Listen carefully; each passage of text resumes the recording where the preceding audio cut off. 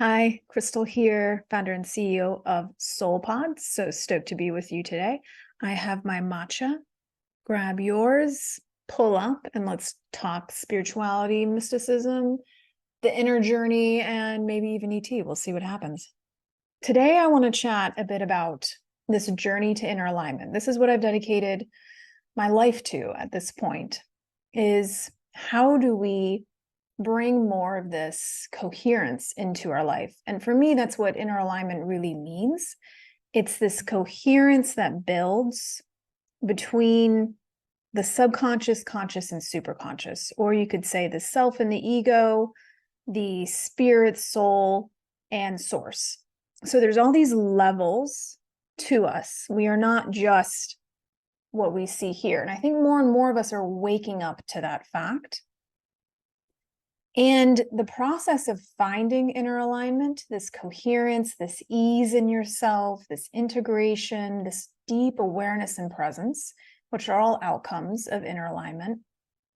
I believe the quickest and most efficient way there is the process of meditation.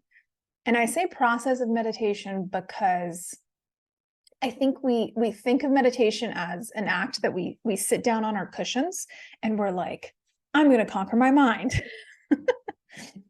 And the intention is fantastic. The reality is that it's not about conquering the mind, first of all. It's more like you're in the gym and you want to start weightlifting and you sit down, maybe, or this has happened recently, or maybe not.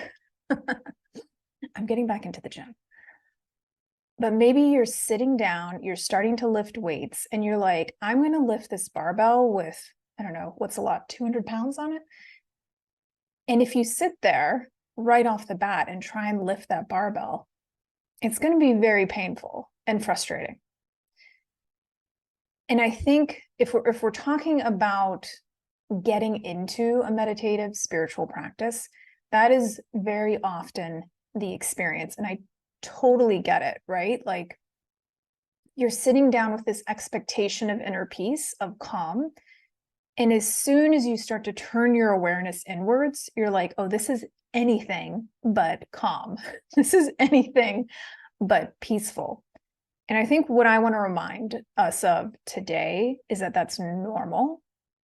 And that's just like sitting down to lift up that weight. And you're like, oh, this is hard. And I have a lot of resistance. And my body's not quite ready for it.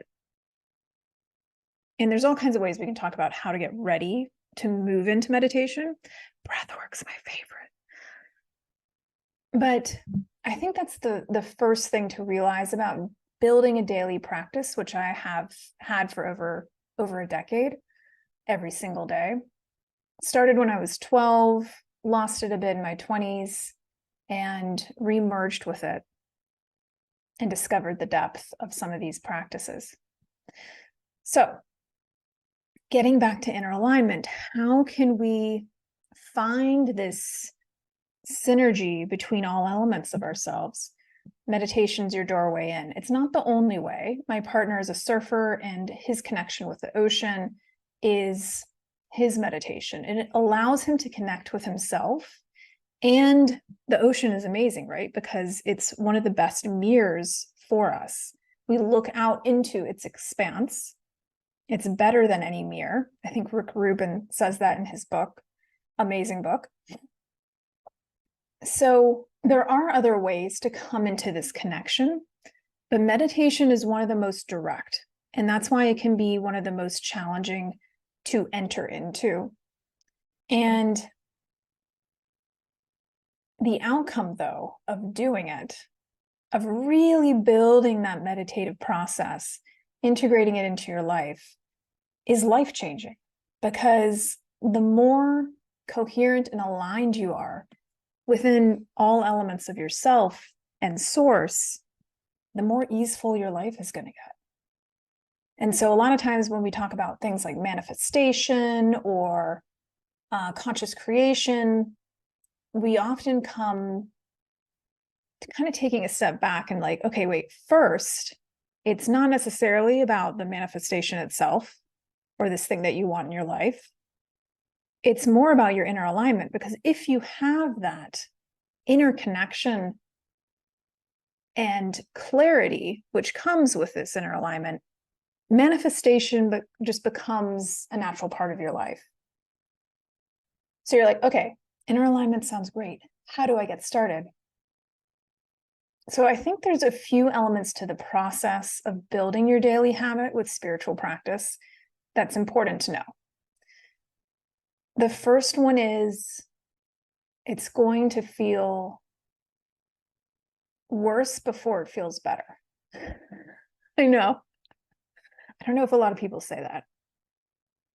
When you first start to sit down to meditate on a daily regimen, you've started to enter it into your life. You've started to integrate meditative practice.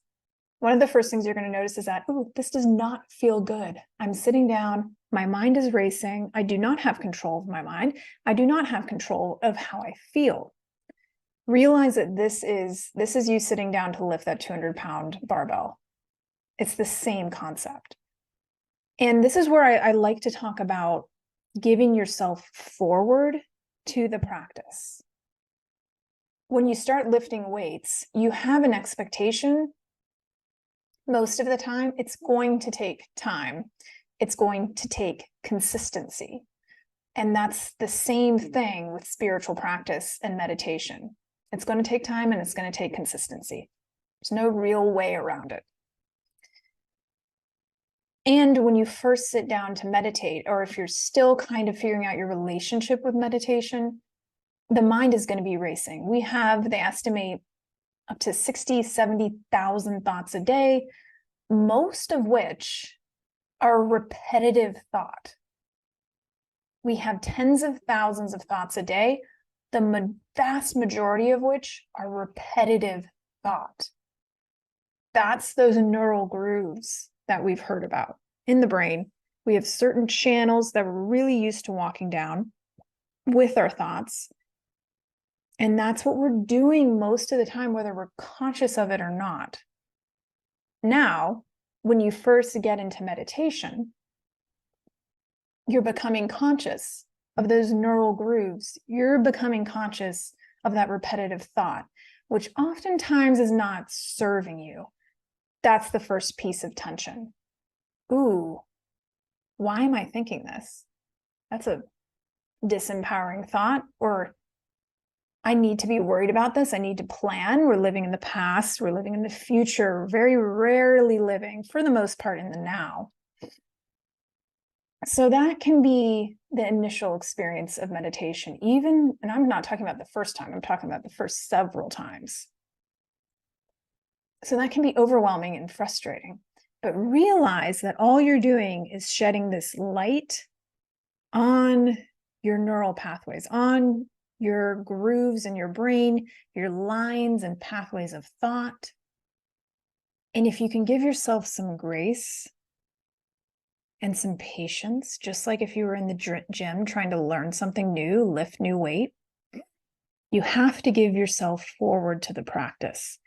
You have to find that patience and grace with yourself, that you're going to go through a bit of discomfort before you find your space. And you will find your space. You'll first start to notice, oh, we have these little spaces between the thought where there's nothing.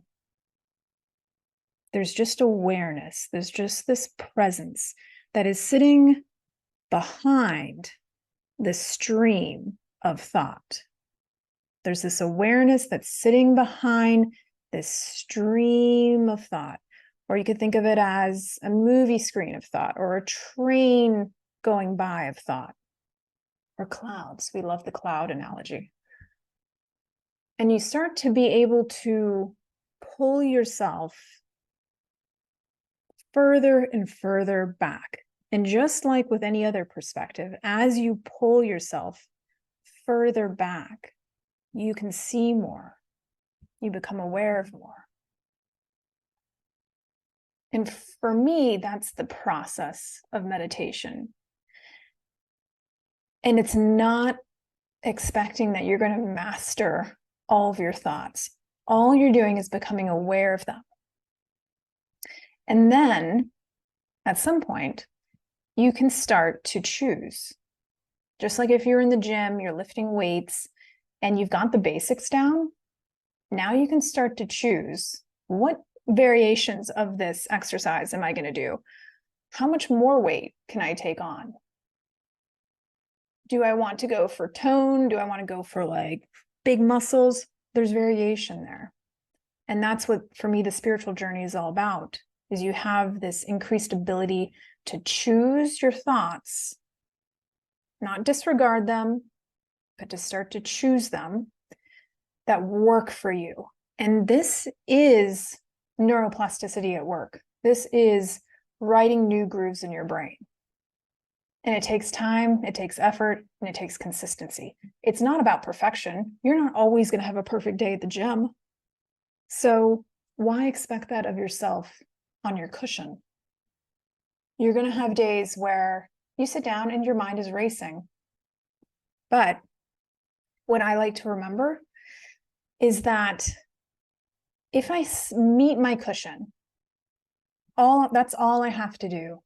That's the majority of my practice, is simply meeting my cushion and handing yourself over. This is part of that giving yourself forward and having this allowance of, you can call it universe, source, whatever you want. There's this natural momentum that will meet you at your cushion.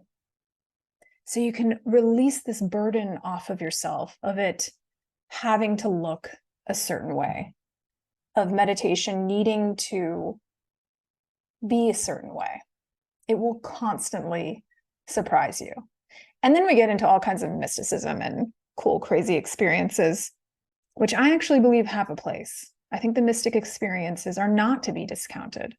They're not to be distracted by, sure, but I also think they're not to be discounted. There's something that you have activated. There's something called a portal or a level or a step that you've taken in your consciousness that has opened up something. And being aware of that and exploring that, I think, is part of the fun of the spiritual journey.